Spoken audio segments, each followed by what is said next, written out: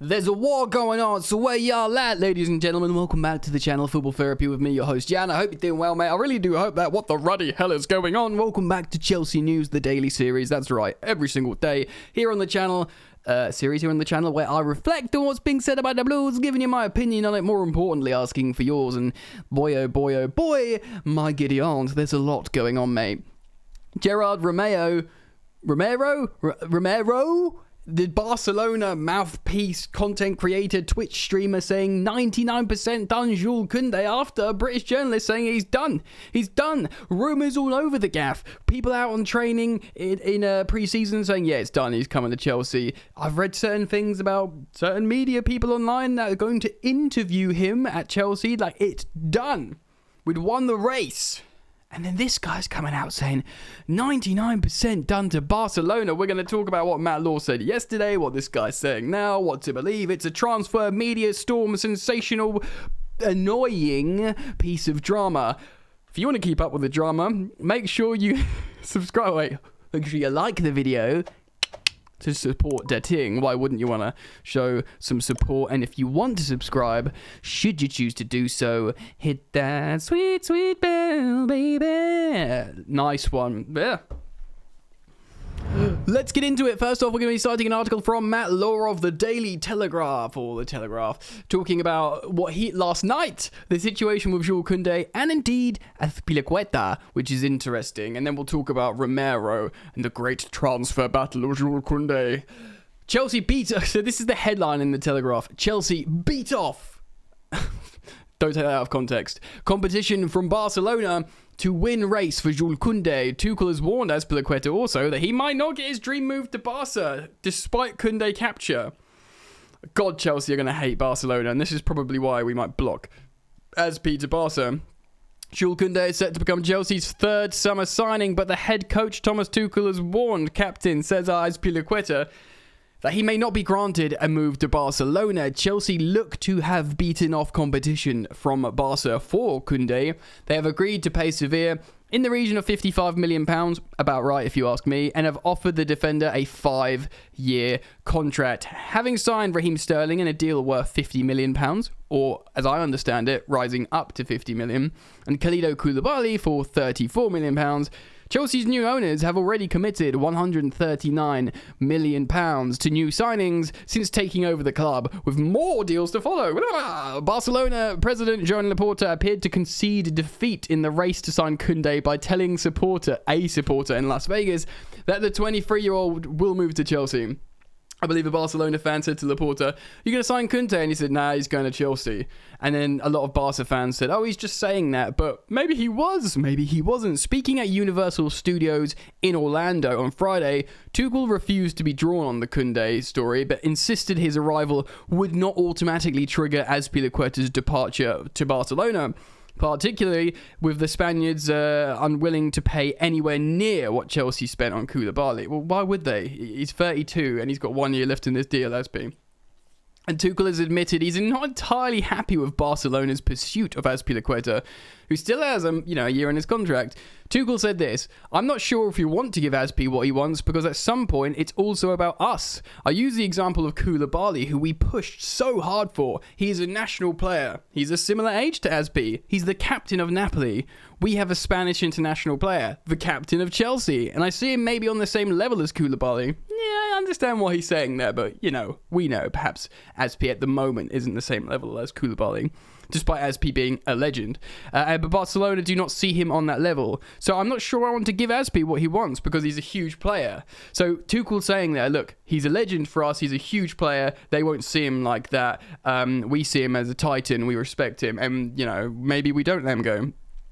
He was asked then if he's been annoyed by Barcelona's aggressive pursuit of Azpilicueta. Tuchel replied, maybe a little bit. Maybe a little bit. I don't think there's more quotes or a reference in the article, but he did talk about if we sign Kounde, he'll be looking to sign...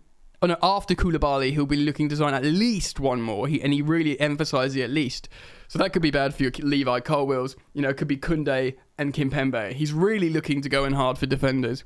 Thomas Tuchel in the transfer window.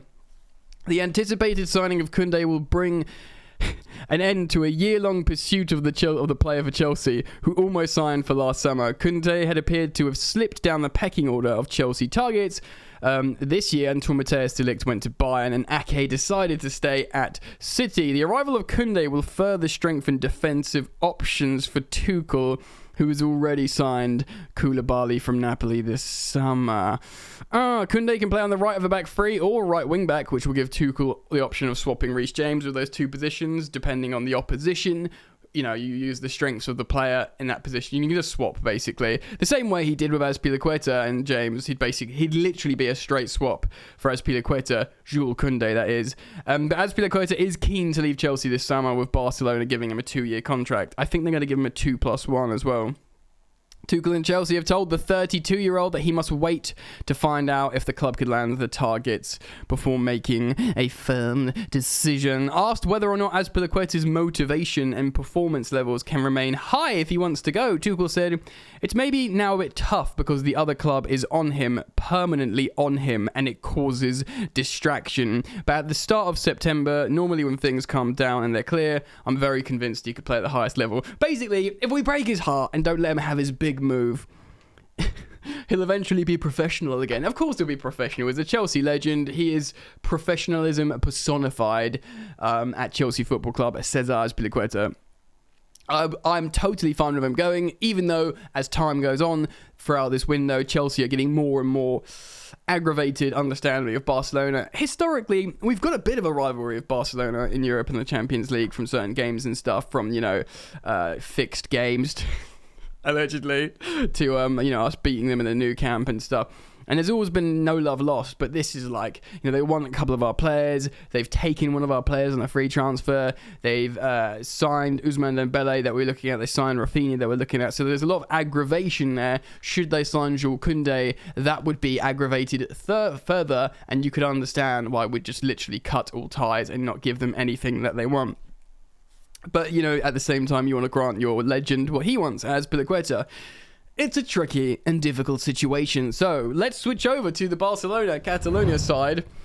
Gerard Romero, who I didn't know who this guy was till this transfer window. I'm translating his tweet news, and he's citing his channel, Gentes or Gentes FC, whatever. He's saying, this morning, Barcelona and Sevilla have reached agreement in principle for Jules Kounde. The operation closed by 99%, which I think he's saying that the deal is done 99%, except for a cataclysm in the next few hours. The central defender of Sevilla will be Culla? I guess that's basically saying Barcelona or Catalonia, whatever. He's basically saying that 99% done. Jules Kounde is coming to Barcelona. This is one of the most annoyingly epic transfer sagas of all time. Barcelona, BROKEOLONA. Apparently, no money. Yes, they've moved all these economic levers. I've never heard this word used so much, or probably ever before, until this transfer window. Everywhere I look, there's financial levers from Barca. We all know they're selling off their future, mortgaging their future to pay for now. They have sold 25% of their TV rights for the next quarter of a century. They have sold 49% of marketing rights or something. They've named the Camp Nou, the new camp, the Spotify new camp. They are literally, prostituting themselves out from all corners to get money now, and they've got a lot of money. They're still talking about buying Bernardo Silva for 80 million euros after buying Lewandowski for 40 million euros, after buying Rafinha for 55 or 60 million euros, and they've registered Christensen, Frank Kessie. They've also registered Ousmane Dembele again, that granted he took a wage cut, but serious money being pulled out of their behinds. So as things stand, ladies and gentlemen, we have a bit of a face-off here between English journalist and Barcelona. Is he a journalist, this guy? Is he a media personality? Is he just a Twitch streamer? What is he? We don't know. But yeah, Barcelona, Spanish media exploding this morning saying the deal has been done after that article that we've just read from Matt Law. And Matt Law, by the way, his information is pretty darn good. So from the English side of things, it's understood It's understood that Chelsea have done it, have signed Kounde, and now from the Spanish side, they're saying it's done. I'm saying just literally as I was speaking to you then, I was reading the Telegraph Football tweeted just 1 hour ago, which is this morning, Chelsea beat off the competition to sign Jules Kounde. So that is the same article Matt Law posted last night. Telegraph Football are retweeting it this morning just after the Barcelona news. Now, whether that's a deliberate thing to say, no, this is the situation, ignore that article or ignore that news coming from Barcelona, or this might just be a scheduled tweet for a Saturday morning at time of recording that would have gone up just before 9 a.m. It might have been scheduled around then. Say, look, literally 2 minutes before 9, it would have been scheduled maybe to be like, that's just when people will get up and read this story from last night. That's very, very possible. Either that or the Telegraph is saying, no, don't listen to that stuff. Our information is good.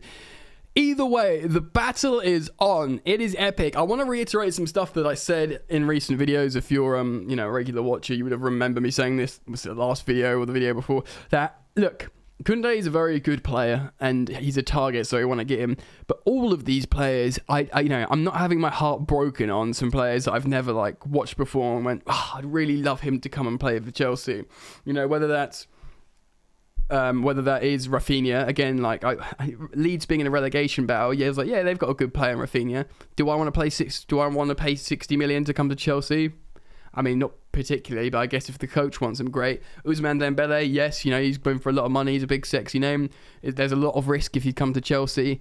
If the coach wants him, okay. Do you know what I mean? All of this, it's the same with all these players. They're not players that I look at them and dream they come to play for Chelsea.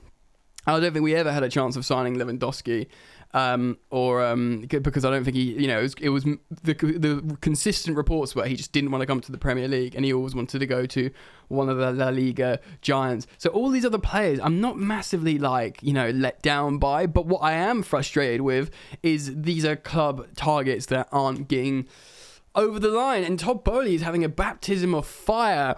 As a sporting director in the world of soccer, European football, he's probably thinking, look, I'm a tough negotiator, or I'm not. He's not necessarily a tough negotiator. That was more Marina Granovskaya. He's a straightforward negotiator. He doesn't mess about. But at the moment, he's probably thinking, dude, I thought I had these deals down. What's going on? Who are these guys? Barcelona. Where are they getting their money from? If it